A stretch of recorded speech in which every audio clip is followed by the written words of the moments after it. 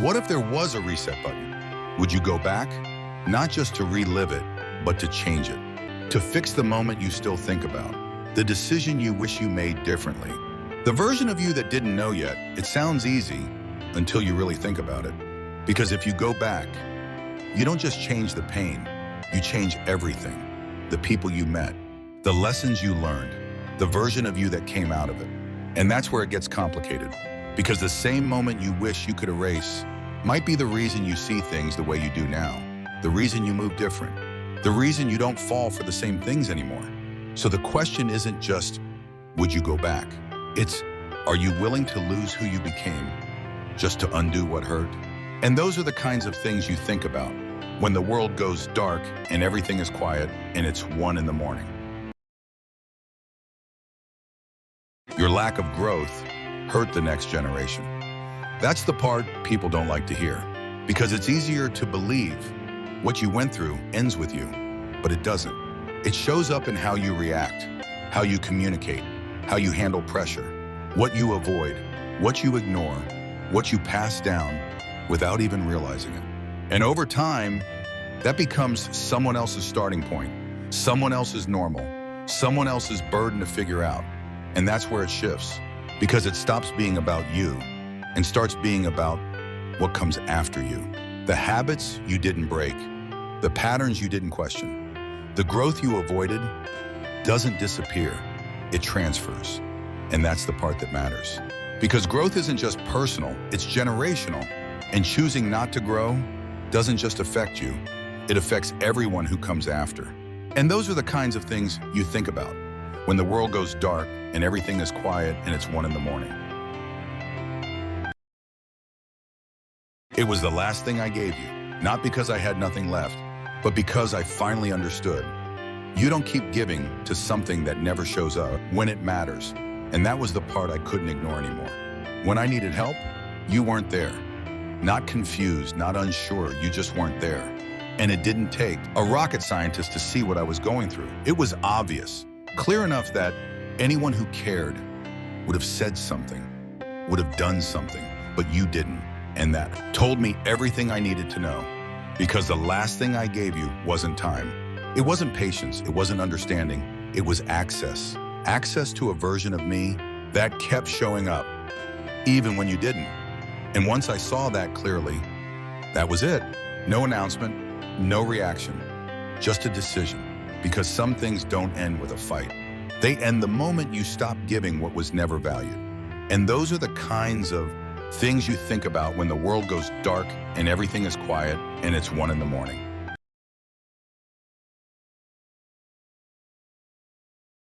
I've been quiet, not because I didn't see it, but because I was trying to handle it the right way.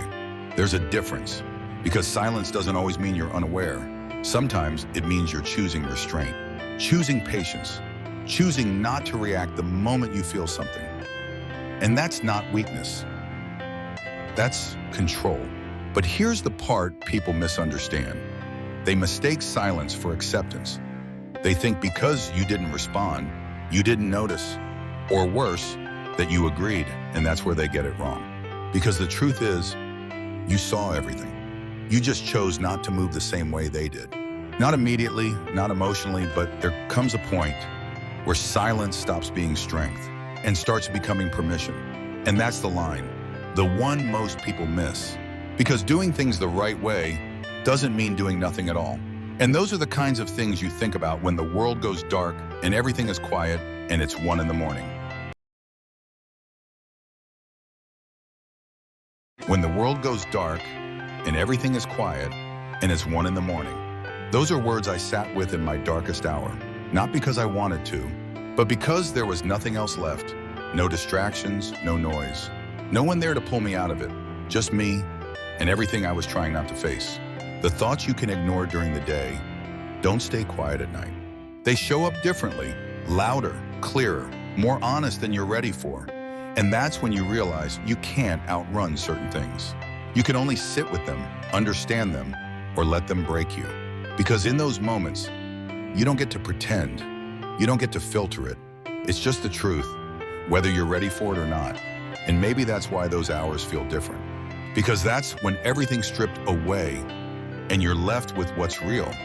Not what you tell people, not what you try to believe. What's actually there. And once you sit with that long enough, something shifts. Not all at once, but enough to know you're not the same person you were before it. And those are the kinds of things you think about when the world goes dark and everything is quiet and it's 1 in the morning.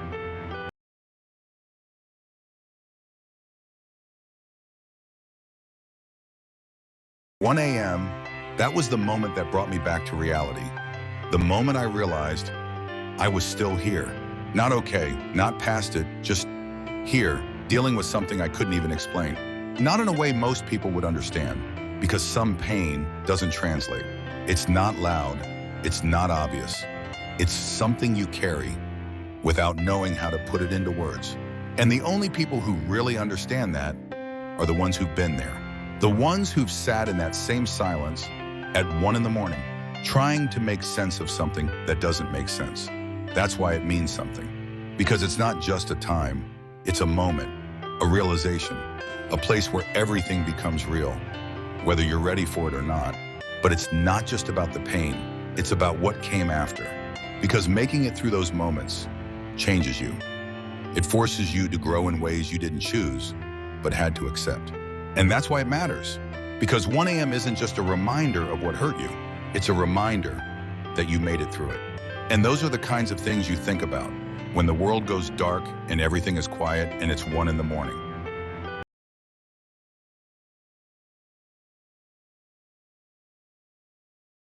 If you live your life in too much comfort, you never really feel the reality of your situation.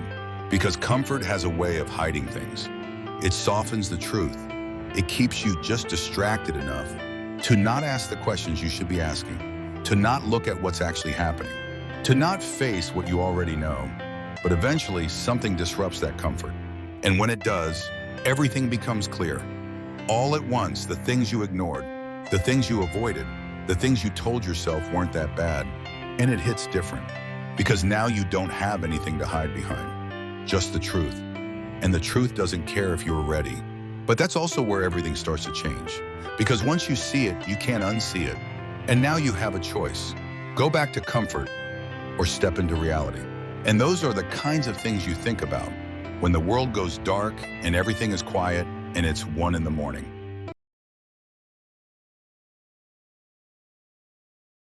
You don't find the right person when things are easy. You find them in what should have broken you. Because that's where most people fall apart. That's where the distance starts. Silence, resentment, blame. That's where people stop choosing each other. But sometimes something else happens. Sometimes the hard thing doesn't divide you, it reveals you. You start to see who someone really is. When it's not convenient to be there. When it's messy. When it's exhausting. When walking away would actually be easier.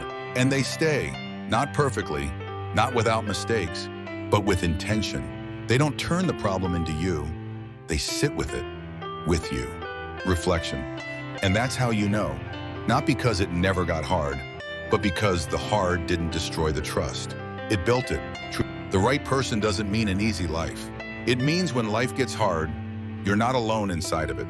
You don't find the right person in the easy moments. You find them in what should have broken you and didn't. And those are the kinds of things you think about when the world goes dark and everything is quiet and it's 1 in the morning.